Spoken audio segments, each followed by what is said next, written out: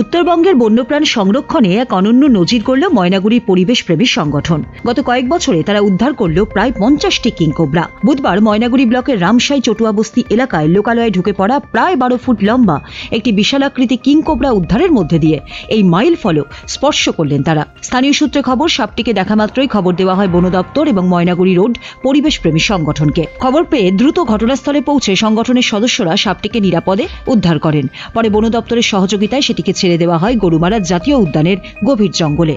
সংগঠনের সম্পাদক নন্দু রায় জানান, এ নিয়ে আমরা 50টি কিংকোবরা উদ্ধার করলাম। উত্তরবঙ্গের বন্যপ্রাণ সংরক্ষণের ইতিহাসে এটি একটি বিরল এবং উল্লেখযোগ্য ঘটনা। রামসাই এলাকায় চটুয়াবস্তি একটা বাঁশঝাড় থেকে একটা কিংকোবরা সাপ উদ্ধার করা হয়। এই নিয়ে আমাদের কিংকোবরা সাপ আমাদের হাতে উদ্ধার হয় 50টি। গত 24 সাল থেকে আমরা এই কিংকোবরা সাপ উদ্ধারের কাজ শুরু করেছি। তো আমাদের উত্তরবঙ্গের মধ্যে বা পশ্চিমবঙ্গের মধ্যে আমাদের এর থেকে বেশি যে কিংকোবরা সাপ কারো হাতে উদ্ধার হয়েছে এটা আমাদের জানা নেই। তবে আমাদের ধারণা যে সব থেকে বেশি আমাদের হাত থেকে কিংকোবরা সাপ উদ্ধার হয়েছে। এর জন্য সহযোগিতা রয়েছে বন দপ্তর এবং রামসাই মোবাইল স্কোয়াড। ময়নাগুড়ি থেকে শুভদীপ শর্মার রিপোর্ট, উত্তরবঙ্গ সংবাদ।